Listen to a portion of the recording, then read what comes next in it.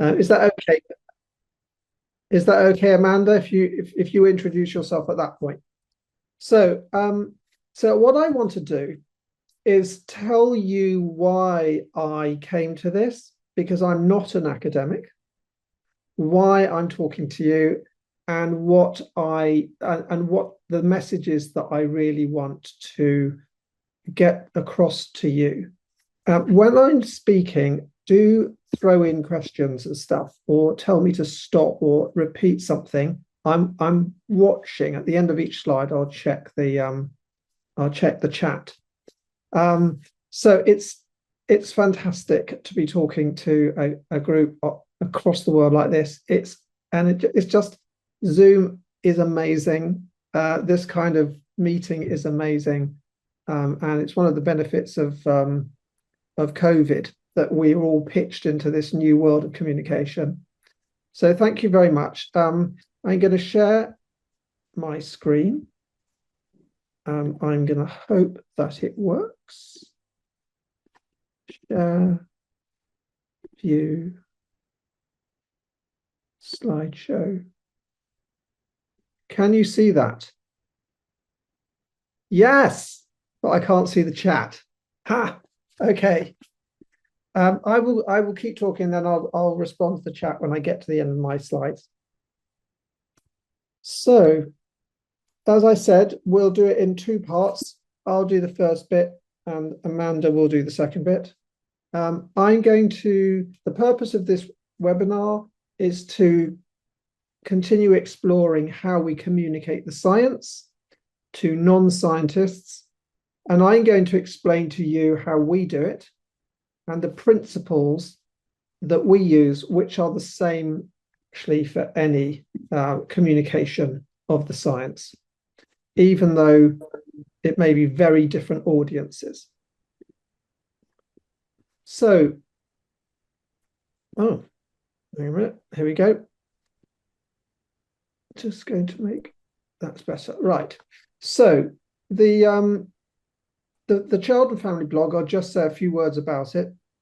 The aim is to translate or to communicate research from academia into policy making by governments, and into practice, into family services, and into families. We report on published research, so we take academic articles that are relevant and new and have authority, and we write a report about them. As I say, we are for people who need this for their work, mainly parents, obviously.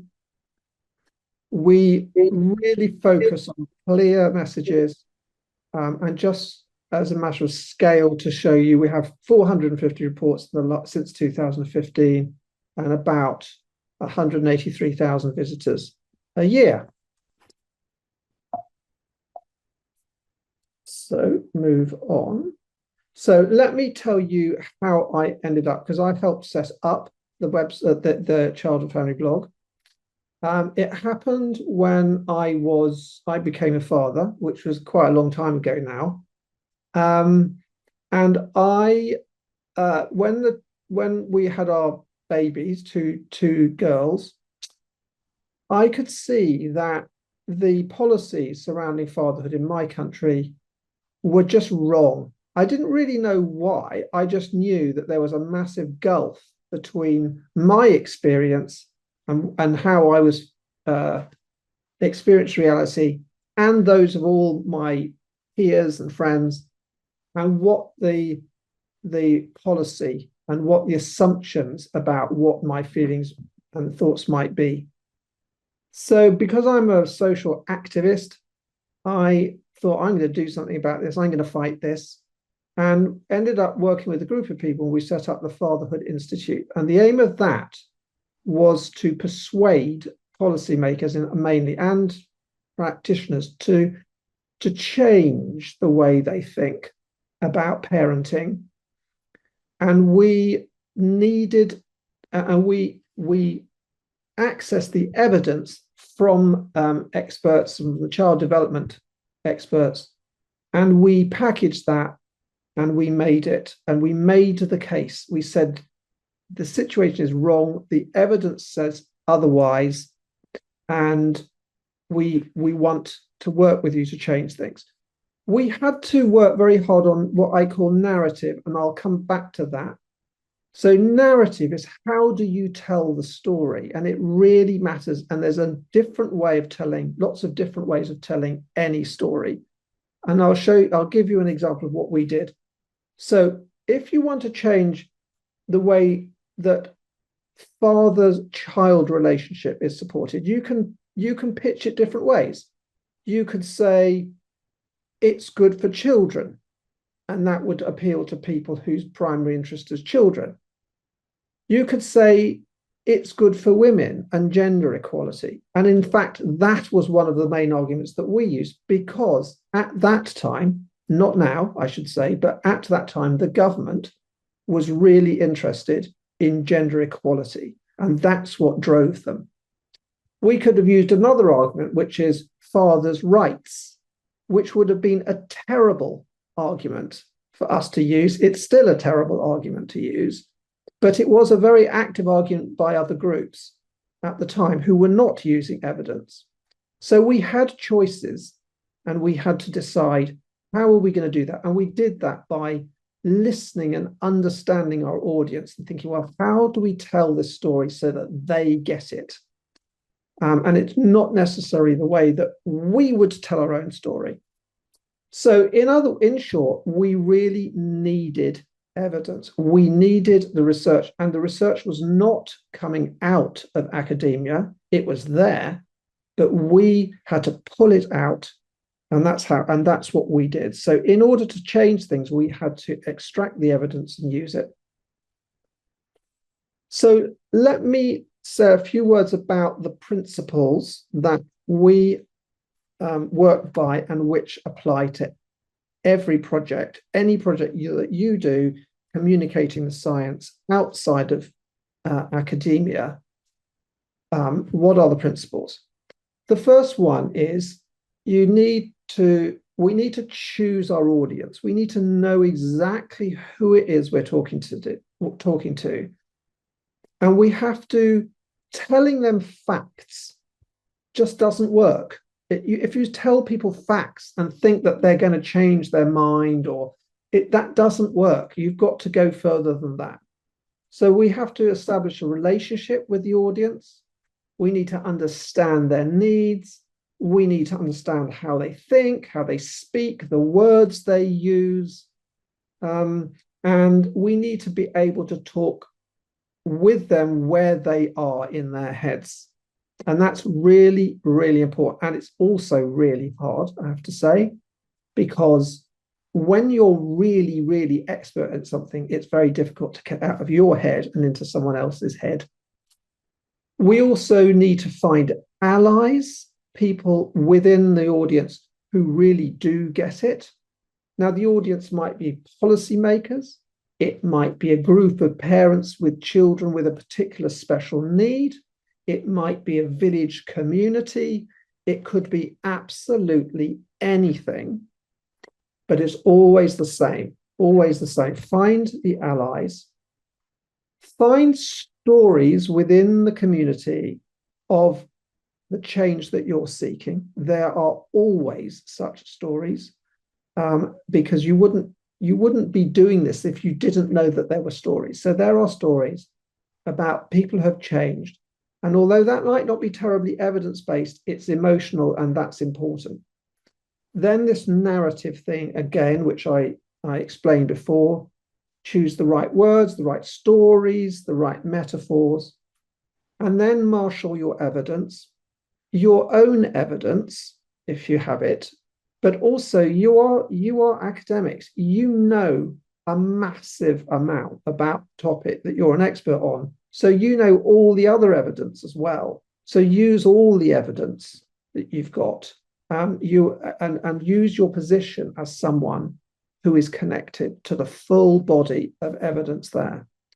And then you have to organize. And I'll come a bit back to this, but you've got to organize a strategy. You've got to pull together your resources, create your briefing papers or your websites or your meetings or whatever it is. And you've got to do this over a long period. People just don't change with one exposure to a new idea. It's a conversation. It goes on over time. So you need to be, we all need to be strategic. So we did this, the Child and Family blog. So who our audience? It's very specific. It's people on Google searching, asking questions about how children develop. We know what questions they're asking because we can ask Google to tell us, and we know exactly what words they're using. We know how many people are asking the questions. We know where they are in the world. We know what words they're using when they're asking the question. So we know an awful lot about our audience just by examining online data. Our relationship with them is that they come to Google to ask for advice. They come to a place that they trust. And we have built a relationship with Google through the algorithm, not personally, whereby Google looks at our website and says, yes, this is a good website. Yes, the material on this is high quality. And yes, when someone asks about this question, we will give them this website. So we are a trusted source, and that's why we're so focused on quality, because we need to maintain that relationship with our audience, which is one of trust. They don't know us directly, but they know that we're okay because Google says to them we're okay. They express their needs. We know what their needs are incredibly closely because they ask the question.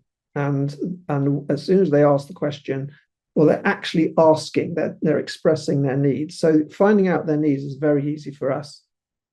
And then in terms of organizing, well, that's taken us 7 years of work to do that. But we've developed technical expertise in working with the online environment, with search engine optimization. And now in the last year, the whole arrival of artificial intelligence into the online sphere. And so we're learning as we go all the time. I want to say one thing now about how we write articles. The way that we write articles for the blog is exactly backwards from the way that you would write an academic paper. So an academic paper starts with a big long method, and then the results, then the discussion, and then a sort of drum roll at the end of the climax of it, which is the conclusions. When we're communicating outside science, it's exactly backwards, and the priorities are exactly the opposite. You start with the discussion and the conclusions because most people won't read beyond them. So they'll read the first 2 or 3 paragraphs and then they'll stop. So you have to get everything you want to say in those. The results of the research back up the evidence, the conclusions, and they need a brief sort of rehearsal in the piece. And then the method is the least interesting bit for the audience for outside academia. The method is useful for other academics. So the method gets a mention, but it's very brief. And if you look at any article on the Child and Family blog, you'll see that kind of pattern is in them all. So to conclude, I'll hand over to Amanda. If you are looking at,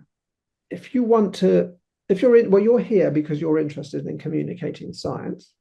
So these are my recommendations, really, based on my story of coming in and working with academia in order to communicate the science. So I come from outside. This is what I would suggest. First of all, choose a specific community. Now, the community that you know best is your own community. So it may be your own community.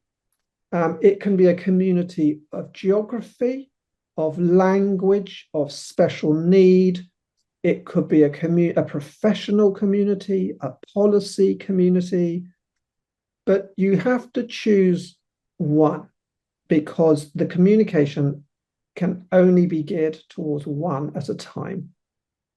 Then you need to be clear about what you want to change. There's something that they've got wrong. The service is not orientated in the right way. People's needs are not being met. Whatever it is, be clear about what you want to change. And then you mobilize the research and use the method that I've described earlier, but mobilize your research and all the research that you know about. And one of the things that we want to do after these webinars, and Patrick will be doing this, is to ask you what help you might need in that process beyond just coming to this webinar, to a webinar like this. Would technical support and mentoring be helpful? Startup funding, a network of people who are working on science communication and sharing experience. All of these things are things we're considering and working on with ISSBD. So your feedback would be really useful for those things. And on that note, thank you very much. And I'll hand over to Amanda. I can't see the chat. Is there any, Patrick or Amanda, what should I do? I can see the chat. It might be your settings, but I think it would be, I'll manage it. If people have questions for Duncan, I will read a question. If anyone wants to put anything in the chat, comment, question, before we move on. I should say, while we wait, that the pictures on these slides have nothing to do with the slides. They are simply pictures that we use on the Child and Family blog, because beautiful pictures are very important for communicating in the online space. So we use that, and we do a lot of work on selecting the right kind of pictures to match the particular articles that we're writing. And it's quite a lot of fun, actually, because there's such beautiful photography out there. Okay, we have a couple of comments and questions, and one is about the book, with the fatherhood book that someone I didn't. Yeah. that. And I would love to hear you talk a little bit about sort of what was your messaging and how you talked a little bit about it, but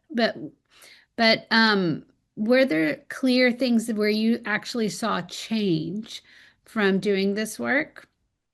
And then there's a question about policymakers. Are policymakers lay people? Okay. The book, I forgot to say something about the book. Yeah. 20 years after I started the work, and I'd stopped it actually by then, one of the world's leading anthropologists, Sarah Hurdy, who is a real titan of the science, wrote this book, Father Time, and it's the 400 million year history of fatherhood. It goes back to fish, and it looks at the brains, and it completely vindicates all the science that has been made. It explains it. It says, right, this is what is going on. This is what goes on inside the brain and inside the person. And it started when we were fish. And it goes all the way through with huge number of, it's a magnificent book. So if anyone's ever interested in fatherhood, that is the book I always recommend. I buy it for every time one of my nephews has or nieces has a child, I send them a copy of the book, because I think they need to understand the science. So do look up the book. The slides will come out, so if you didn't note it down, you will get it.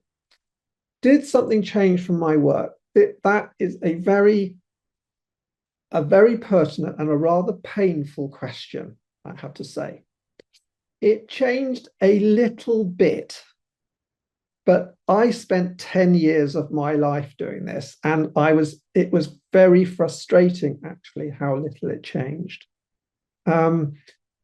we ended up, I'll give you an example so you just understand the frustrations. I ended up on the committee that revised the health service guidelines for maternity care in England, in my country, or in England. I'm actually from Wales. It's from next door in England. And I was on the committee and we worked for 18 months. It was unbelievably long process. And we did absolutely bring the consideration of the father-baby relationship into maternity care officially. We wrote the not just recommendations, we wrote the guidelines, the requirements of the health service and what they're meant to do. And they were published. It was fantastic. It was great. Do people implement them? Not really. There's no money. There's a crisis going on. Some might do. I don't. And the trouble is, I don't know. I would never know if they were being implemented. So I don't have the privilege of knowing. So I think we have to see ourselves in the bigger picture. We make an effort to communicate. We make an effort to change. We do our bit. If we're really serious about it, we will end up being disappointed because things are so slow. Things are so slow. So that's the first thing. No revolutions, I'm afraid. Are policymakers lay people? They absolutely are. Yes, they honestly, they're clever people. Say that they wouldn't be in policy making if they weren't. They read a lot. They Google when they're doing their research and they find stuff. So one of our main consumers online are actually policymakers who are Googling to write their reports. But they are definitely lay people, and they're not academic. I mean, occasionally they might be an academic, but basically not. Okay. Let's see. We have one more question. Is it better to know what we want to change or know it from the community itself about what they want, like teachers or specialists dealing with a specific special needs child? Um, yes, but what I meant by that was if you're communicating the science, it's because you feel you need to. So what is the need? What's your need? Like, what do you see? And if you see that there's something that isn't right, that people are not getting, you do need to know what that is. And that's why you're doing your research and you're writing your conclusions. You're actually articulating right there, what do you think needs to change? And that's your view, and you own that. That's where you're starting from. When you then engage with the audience, you do need to learn what they want, and you need to understand what they want and what they need and how they want it, and that is the conversation between you and them. That's the relationship between you and them, because you have knowledge, they have practical experience, and it's the bringing the two together that works. That's why I talked about a relationship with your audience. You get to know them, you stand with them, you're in, if you were advising teachers, you might be in the classroom watching what was going on at some points and being in the situation. So it is very much a relationship rather than you're telling them, or they're just saying, well, you're just responding to them from no point of view. Well, I think you teed me off perfectly, Duncan, because I want to talk about relationships. And I want to tell you a little bit about what I have done in my academic career. I'm a Regents professor at Oklahoma State University. My PhD is in developmental psychology. As I have also been in a human development and family science department at Oklahoma State University, and I have been in an applied developmental psychology program at the University of New Orleans. So personally, I've always thought about my work as being applied and important for the community, for children, for families. That's why I do it. Um, but I also want to talk a little bit about sort of what has worked for me, and then have a discussion about what might work for you and how this might differ in different communities. So partnership is really important here.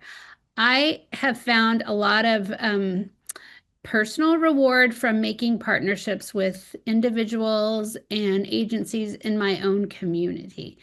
Now, I think I work with a blog and Duncan and it's amazing people, and we want to have a lot of readership, a lot of viewers, and I'm working on my social media, posting on Instagram. Raquel, I see, is on here. She's my graduate student who's helping me to do that. Because there is something about reaching volumes of individuals, but there's also something about having an impact in your community and in an agency or working with people that really are right next door. So I also want to say a little bit about policy. And I think we'll have more webinars on policy. I don't know. I think Julie Bowker will be on in a little bit, but the I think you have to sort of know yourself. So I have done a little policy work in Oklahoma, and there's a trauma task force, there's a resilience network. I have spoken in Oklahoma City about corporal punishment policies, but it is hard to change policy, as Duncan knows, and in Oklahoma it's very challenging. So I have found more personal reward in working with individuals. And although I do think the policy work is really important, and that will be something we talk about more in future webinars. This idea of partnership, this community-based participatory research, which I think our last question really got into, is as a developmental psychologist, as a child development person who is in the scientific world, what do people want to know about? And so the first bullet point I have here is something that we have in the United States, and it's called cooperative extension. Every state has a land-grant university in the US, and our mission is to bring science to our community. And so what you'll find in Oklahoma and most states in the US is that we have cooperative extension offices in most counties. And particularly, this is important in rural counties because they may not have access to the information, although you have to think about when this was started in the late 1800s, that we didn't have the internet. Now it's much easier to get information, obviously. But it started also with agriculture. And so getting the science of agriculture to the communities from the universities. But every cooperative extension office also has information about child development, about the family and consumer sciences, so family, nutrition. And so this is something, when I was in human development and family science, was a really important part of my work. And you can go to, I don't know if you can go to the website there. I don't know, Duncan, if you want to click on that, but part of what we did with our work in cooperative extension is that we had fact sheets, and we would take articles and work to make those articles accessible for a broader community. And we would think about how the information was communicated. We would try to make it at a sixth to eighth grade reading level. We would have a lot of pictures. And so that is a big part of what cooperative extension does, is to get science to the community. So I encourage you, if you are at a land-grant university or are in the US and you have cooperative extension, it's a wonderful partnership because there are people who are wanting to do programming in these communities, in the clinics there, in the schools there also, who are working in these rural communities. We have also worked some with people and agencies who work with children and families directly when we have a study on emotion regulation or on parenting. people have come to us, and part of this is just getting out in the community and getting to know people, building those relationships. But how to communicate the science. People will come to you once you build that relationship to ask for specific information. We've also done a lot, especially with the Head Start and Educare early childhood care communities in the US around teacher education and some specific things about building resilience in teachers. And so I think this is where talking to the individuals about what they need, what would help them, and having those conversations is where you can really build that relationship. So if you want to go to the next slide, Duncan. So partnerships. Mhm.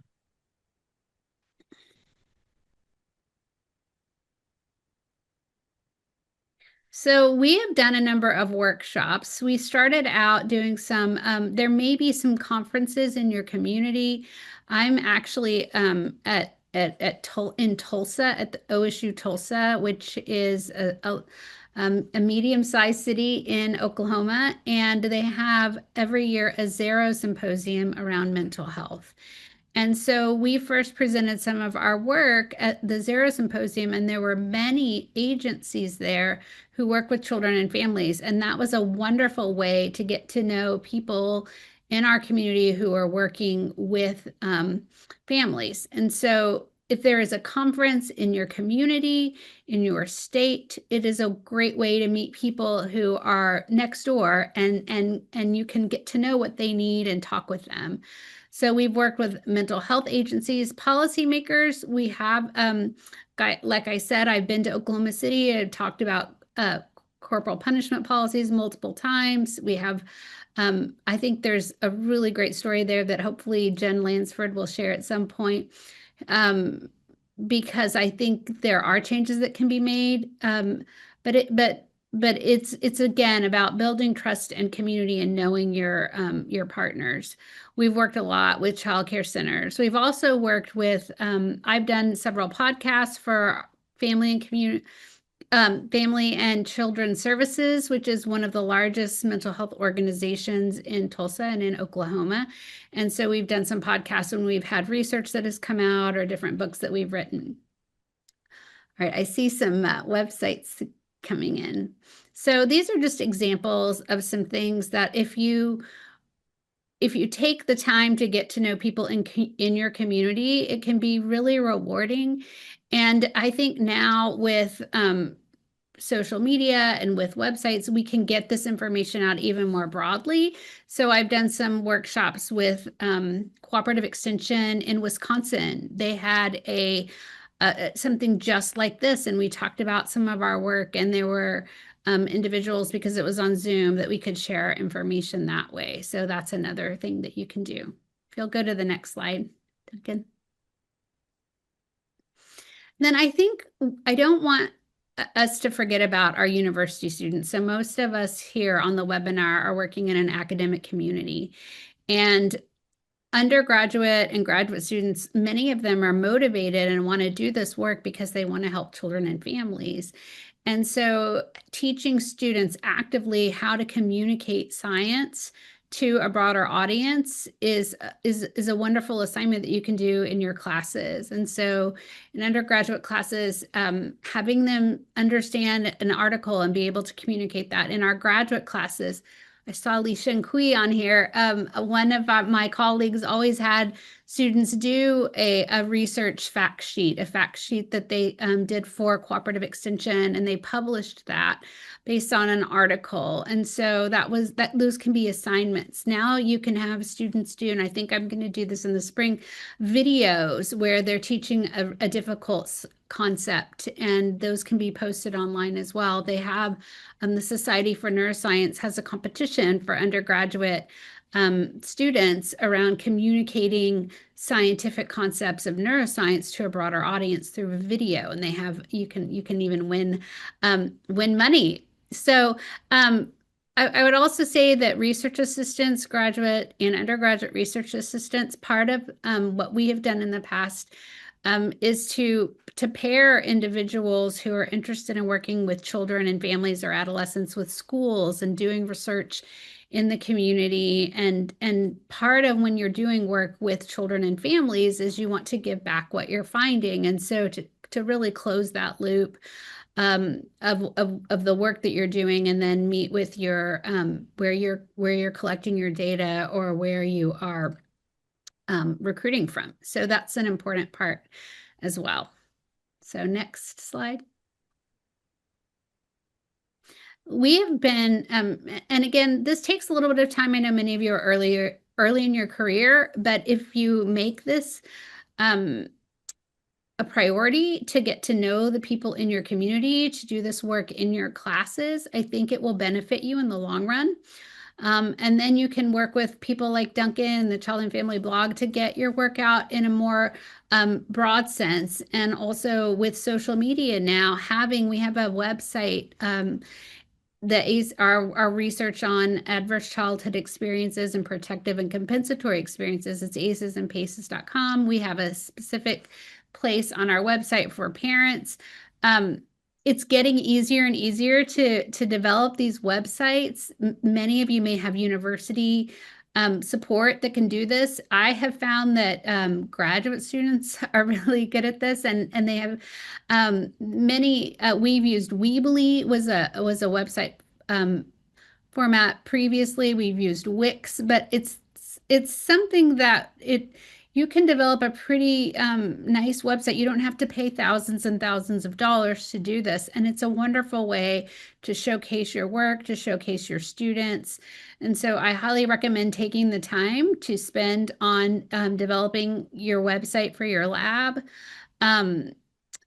Also, depending on where you are, you may have access to marketing so that they can do press releases. I find that universities tend to have a lot of people that they're working with, and they may not always make it a priority to get your research out. So you kind of have to be noisy, and you have to post things yourself. But that is available at many institutions.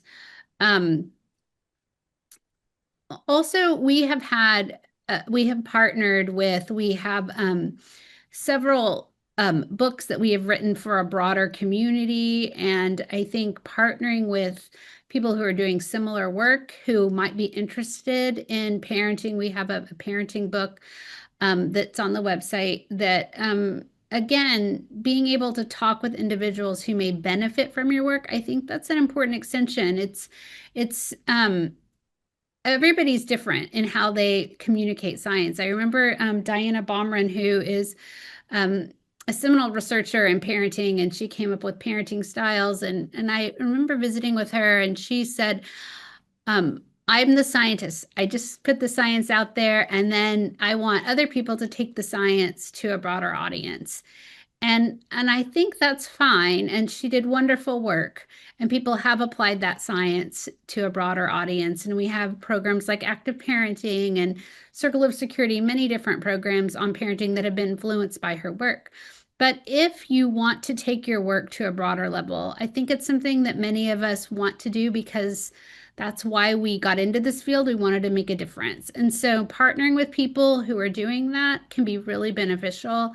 And I have found it really rewarding personally as well. So I don't know, is there another slide, Duncan? Are we ready to have some discussion and questions? That's it. Yeah, I would love to hear about specifically if you have examples in your community that you would want to share about how you have disseminated your work, or with different agencies or different individuals. If anybody has any ideas they'd like to share or questions, we have 12 minutes. Let's see, is Julie on? Because I don't know if we want to talk, Patrick, about there's Julie, about Hi. some of our upcoming webinars. I want to make sure we have time for any discussion around that too, because I do think we haven't talked as much about policy. Duncan touched on it a little bit, but there are certainly opportunities for how to disseminate science for policy that we haven't really been able to get into as much today. So. Yeah, I think hi everyone. Sorry I was a little bit late. I think for those folks who are interested in policy, maybe hold off for Jen Lansford and her webinar because she'll be focusing exclusively on that. Certainly feel free to raise any questions about it now, but we have a super expert in a couple of months who will be able to really speak about, a lot of her work in that area. But yeah, just sort of a little bit of business. Our next webinar will be on December 5th. I'll make sure that I send out lots of information about that. Patrick will as well. And I think you'll enjoy that one as much as you've enjoyed this one. Amanda, I did have a question for you and maybe Duncan as well, while other people are thinking about their own questions. I think sometimes it's hard for early career scholars to make the connections that they need to. And so I just wondered if you had any tips. Like, is it enough to just email? Should an early career scholar try to make connections with a more senior scholar who can facilitate those kinds of relationships? What are some suggestions you have for early career scholars in terms of making those relationships? Yeah, I think that's a good point about if there is a senior scholar who already has those relationships, go with them, ask them to help you. Most faculty are really willing to do that. I think, like I said, go to your local conferences. I think part of it is when let's say there's a teacher conference or just getting out there and letting people know about what you're doing. But it is nice if you have sort of someone who can help make those introductions for you.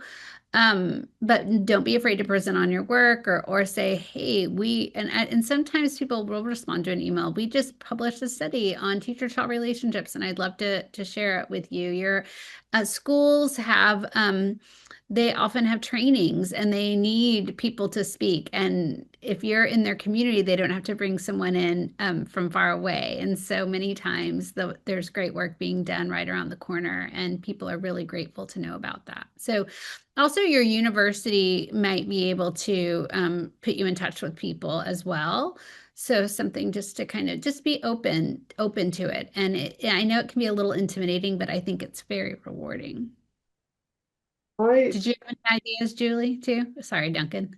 y- Um, yeah, yeah, Yeah, no, I was just gonna sort of add on to what Amanda said. I remember one time I was collecting data in a school, and I just afterwards sort of offered to come back and speak to the staff, and they took me up on it. And then another time they had me come to like a book club that they were having amongst the teachers. And so I read the book and like I came and I talked about like my perspective on the book, which pertained to, middle school students. But yeah, I mean, I think sort of like, sometimes we think that schools, don't want to hear from us, but then, it doesn't ever hurt to ask. And sometimes you'll be, pleasantly surprised. And then that can sort of, facilitate a longer term relationship with the school. So book clubs and then, yeah, just making yourself available. Go ahead, Duncan. I like the idea that Amanda mentioned of uh, doing a little project as part of the studies on a fact sheet or creating thing. If you look at if you need, I just think that's a really good idea because it would make you articulate what you're actually saying, which is actually quite hard when you're in the middle of it, when you're in the middle of something. It's not an easy task. And the way that we do it on the blog, if you look at the recent blogs on our site, you'll see that we started a year or so ago putting, what are the 5 key points of this article? If you did that with your research and said, okay, what are the 5 things that I'm saying, or that this is what I'm saying, that, and wrote them down and put them into a nice format, and that would be your introduction in these conversations. That would be your way of telling people, well, this is what I do. Are you interested? And if they're not, they're not. But if they are interested, then you've immediately got a conversation. So I think that I really like that idea as part of relationship building. Is saying, well, this is what I'm doing. Clear, in very, very simple terms. yeah, I think that would be really, really helpful. Yeah. I should say that it's the beginning of a relationship, because then you start to engage and then you get deep into it. And Right. that's when the change starts. But you need to start somewhere. And sometimes, we have students who are really interested in working in communities and working with schools. And so you do have an opportunity to try to link students through mentorship programs or different service learning opportunities. I want to also give a big shout out to actually signing up for the Child and Family blog, because when you go on the website and you sign up for the emails, you will get the blogs regularly. And it's a great way to see how science is being communicated. I actually had students in my parenting class go to the website on our first day of class and pick a blog, pick a topic, and share it out to the class and talk about it and talk about what they learned. And I've also used the blog as a writing assignment for students to find something that they want to learn more about, and then they can go to the blog and they can actually go to the original article. So this is a wonderful resource. It's a wonderful partnership with ISSBD, because we are working to be more global. And the blog, you'll notice we have a number of blogs coming out that were on articles published from the International Journal of Behavioral Development, IJBD, which is the ISSBD journal. So if you haven't signed up for the on the website, just childandfamilyblog.com, right, Duncan? That's Yeah. a wonderful thing that you can do that will, I think, be beneficial. All right, I see a few questions. Yeah. Can I address Scarlett's question? I think it's difficult to answer from the outside, because obviously the answers to that question lies, around your university and in your community. But do you think, I mean, this is a question to you really, do you think it would be helpful if there were a sort of network of people in your position who were communicating with each other and with specialists, like some of the speakers in this webinar series, so that you could really explore those questions and put those questions and really explore them with other people? Because I feel that part of the difficulty is isolation. Is being, just not having your own tribe, if you like, of people that you can do things with or ask with, or because a lot of this is just about confidence, isn't it? It's about stepping out there and doing this, and it's really hard to have confidence if you don't have people that you're being confident with. Actually, it's pretty much impossible to be confident on your own.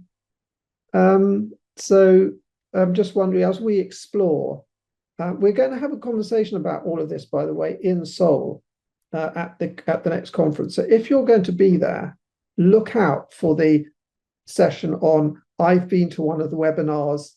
This session is about what we do next, because we'd really like to explore with you after this. What do you think we should do next and build this? And that, in a sense, is what we've been talking about, isn't it? This is the kind of initial stage of saying, well, this is what there is, but now let's get down to business and talk about what we want to do.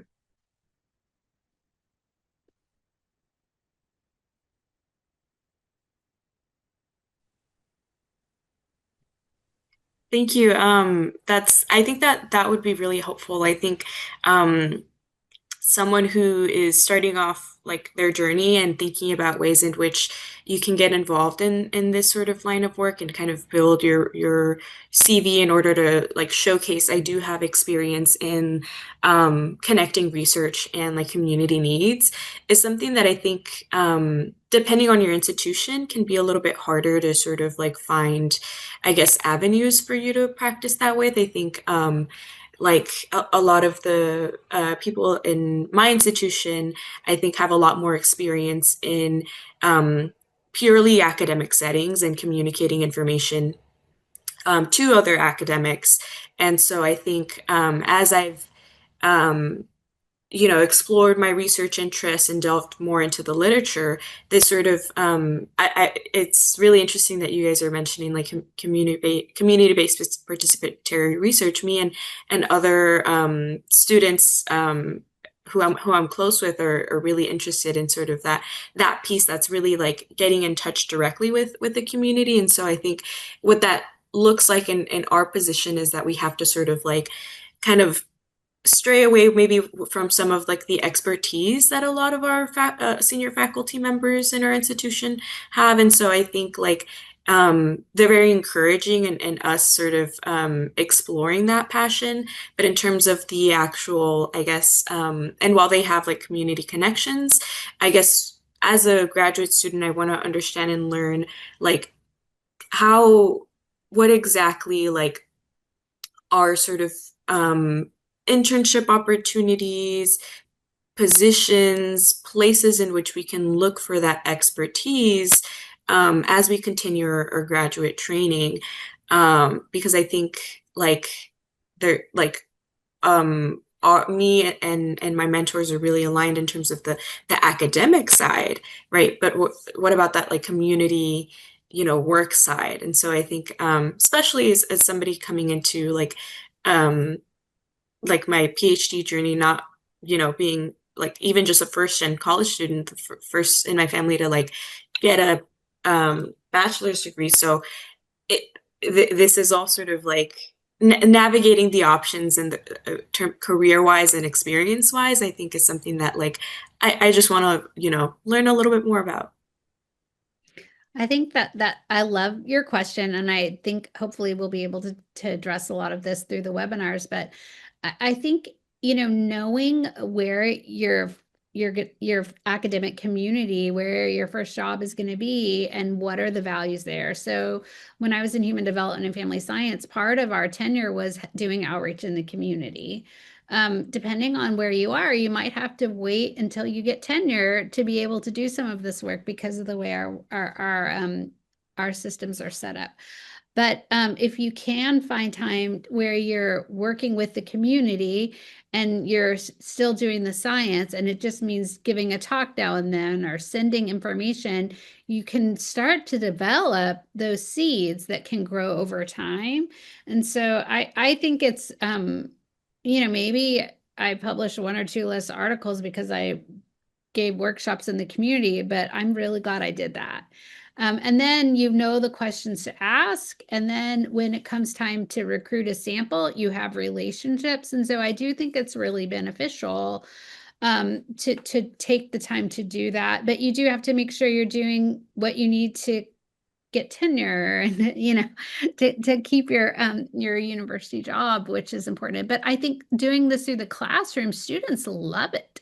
Students love opportunities to apply science, and it's a real natural thing that I think it makes for good teaching, and I think most universities acknowledge that. So all right, I think we're out of time. Yep. I think we're out of time. So we promised that it would be just an hour. And so we're just a couple minutes past that. Thank you everyone for sticking with us and for attending the second webinar. I look forward to seeing many of you at the third webinar, which again is going to be on December 5th. And I will bug you with lots of information about that, probably beginning on Monday. So have a lovely morning, afternoon, evening, wherever you're logged in from. Patrick will send a video recording of this probably Monday. And yeah, I hope that you enjoyed it as much as I did. And thank you to Amanda and Duncan.